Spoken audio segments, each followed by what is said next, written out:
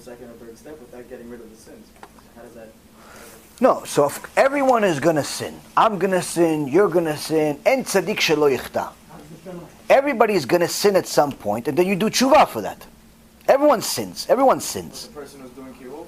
But including the person that does Kiruv. He's going to, everyone, even Shlomo HaMelech sinned. Everyone sins, and then you do tshuva. But the key is not to be glued to the sin, meaning not to actively sin, knowing that you're making a sin and not care. If you have a sin that you're connected to, and you're glued to, and you're simply not willing to let this one go.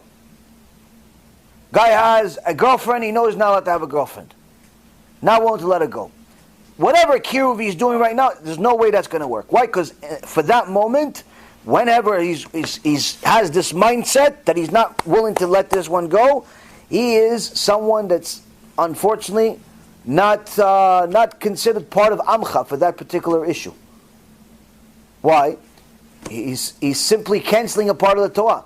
Now, if you sin, you fall and do tshuva. Fall, do tshuva. That's one thing. But if you simply decide my life is going to be a sin on this part and no sins on that part, that's a very serious problem. So it all depends.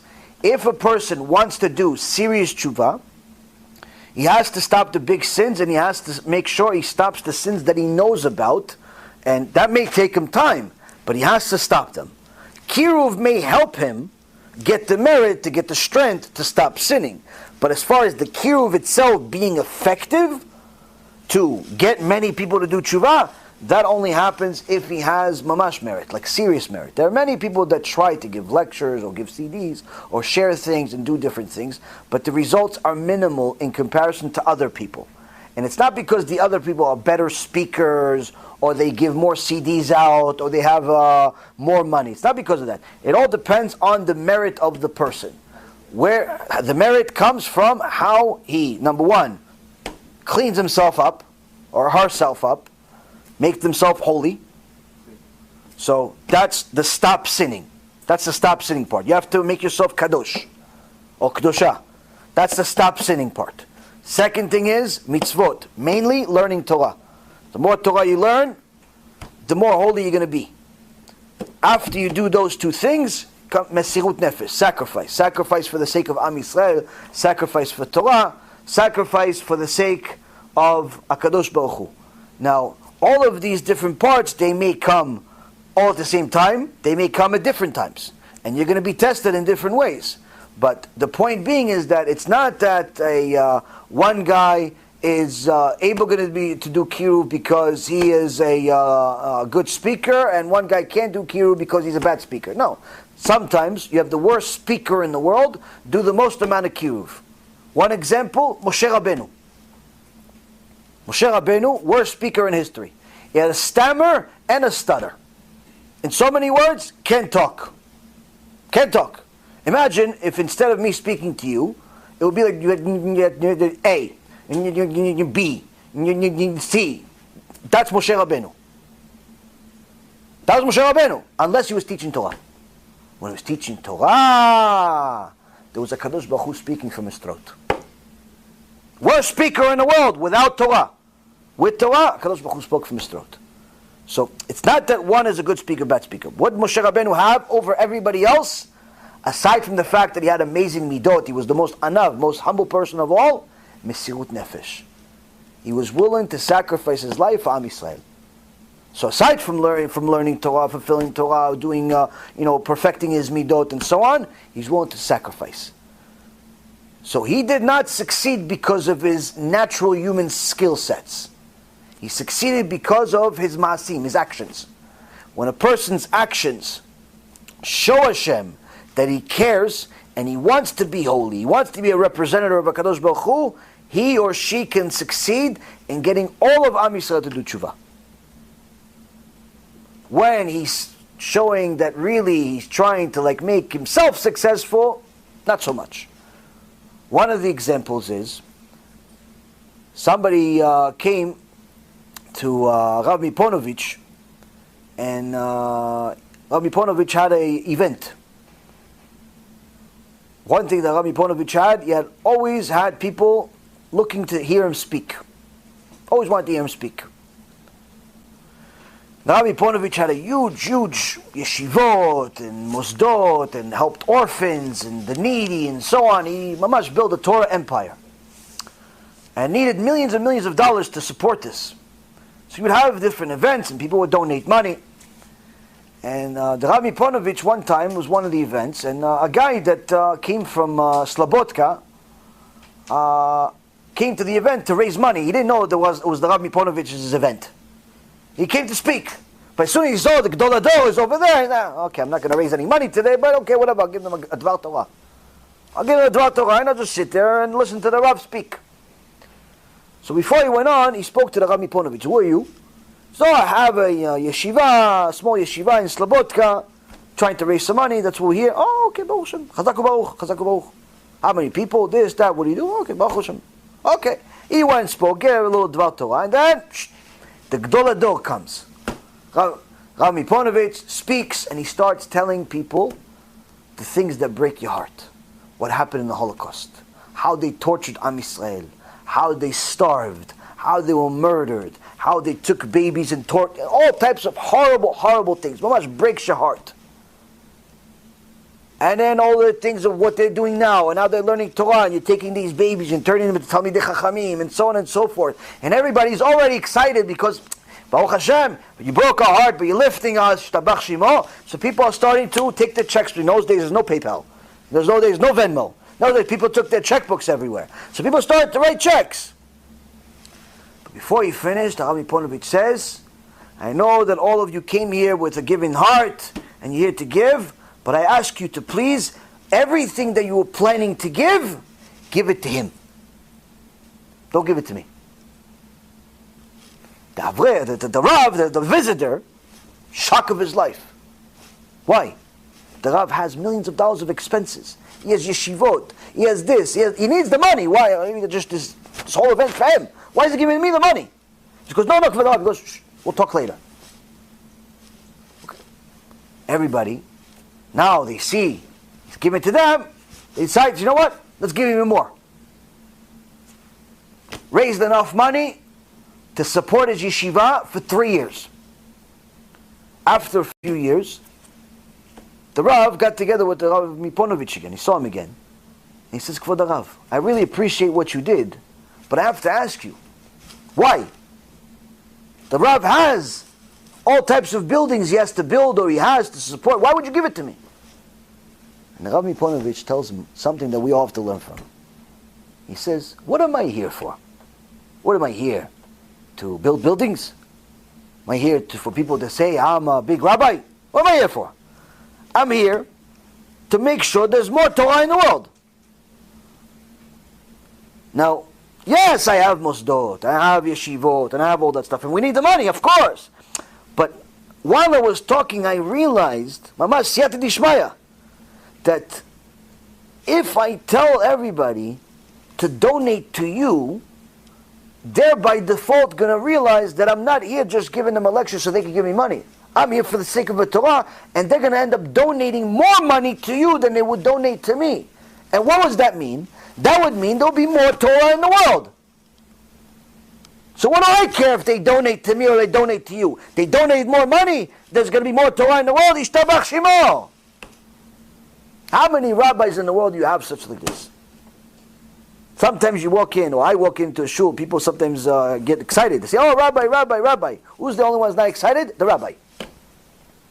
Why? They think I'm here to take their job. Oh, what are you doing here? I live here.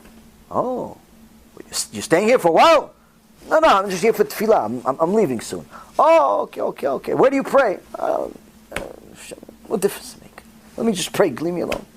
They start getting worried. Why? They think I'm here to take their job. Why do they care about their job so much? They care about donations. Oh, he's here, donate.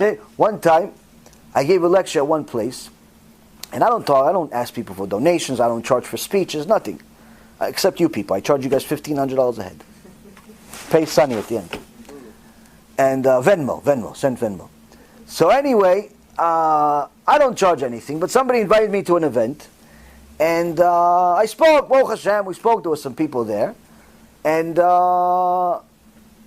Sometimes people come at the end of the speech, they give me a few dollars, and Baruch Hashem, Chazak u'Baruch, get a bracha, okay, Salah Shalom. So, the event was over. A little disappointing, the amount of people that showed up, a little disappointing that what happened, but whatever, we did what we did, Baruch Hashem, we tried. Now, at the end, I saw one guy that I know, and said hi to him, and I said hi, then I left. And later on, like a few days later, he contacted me. He says, Rabbi, did you get it? I said, get what? He said, did you get the money that I gave you? I said, you didn't give me anything. Because what do you mean? I gave it to the rabbi to give it to you. I said, no, the rabbi, you could ask the rabbi, you didn't give me the money. He goes, you're kidding me. I said, no, I'm not kidding you. I'm not going to go call the rabbi, hey, by the way, you stole my money. I'm like, if you want, call the rabbi. He goes, no, I don't know, it's on, okay, I'll send you. What happened? I went, did a free event, and the rabbi stole the money. Why? When you're money hungry, when that's your reason for why you're doing this role, then rabbi is not your role. You're a businessman that pretends to be a rabbi. You're a businessman. And that's unfortunately what happens a lot.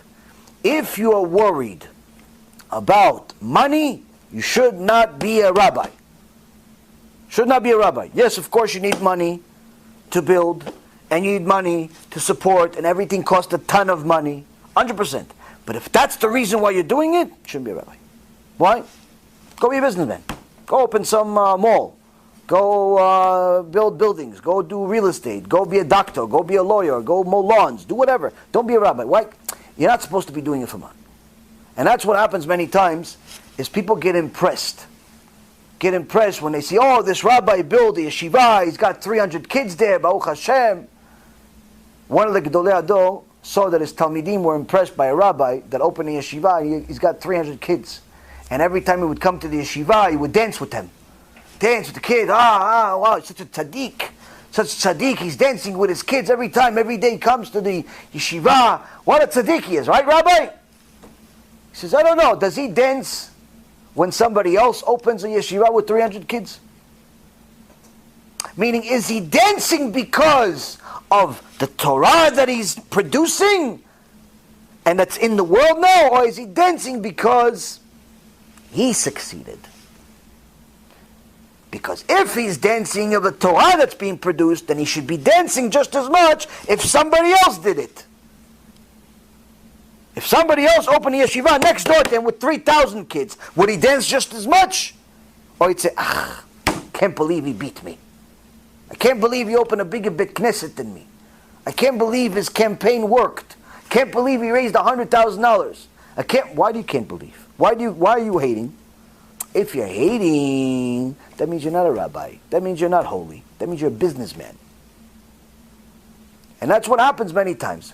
When you focus too much on the money, problem is you cannot help people that way. You lose all of the siyata d'ishmaya. So it's important to know that yes, money is involved. It is in essence a business, but it should never be the reason why you do it. You have to make sure that you're doing it for the right reason, to honor Hashem, to publicize Torah, to help people. Everything else is secondary. And it's a very hard test. I can tell you that it's a very, very hard test because most people, that's one of their top desires is money.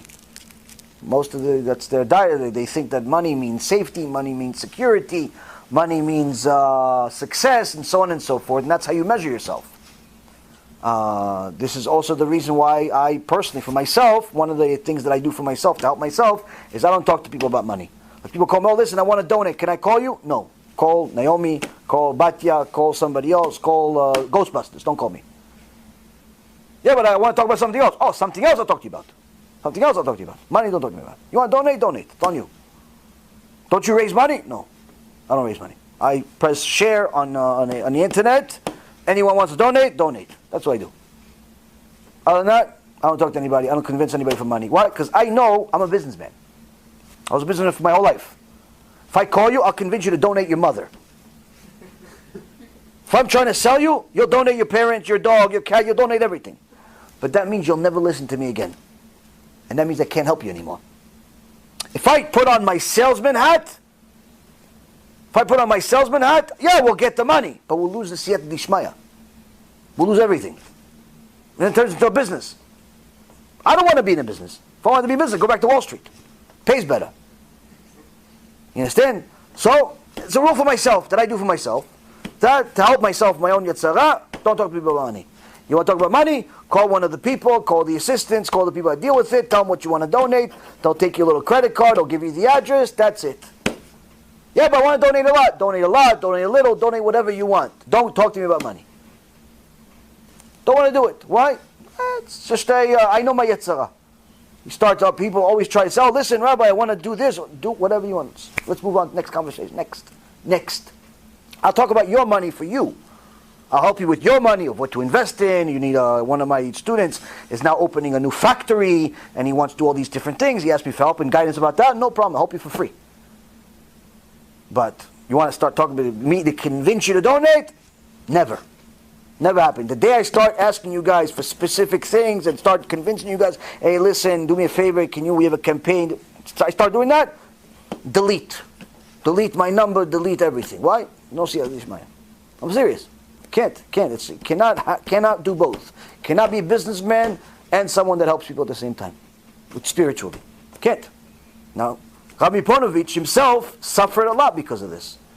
Because he knew he had to build enormous yeshivot and so on. But that restricted him as far as how much he was able to teach and how much he was able to learn. But he did it as a sacrifice for the sake of Am Yisrael.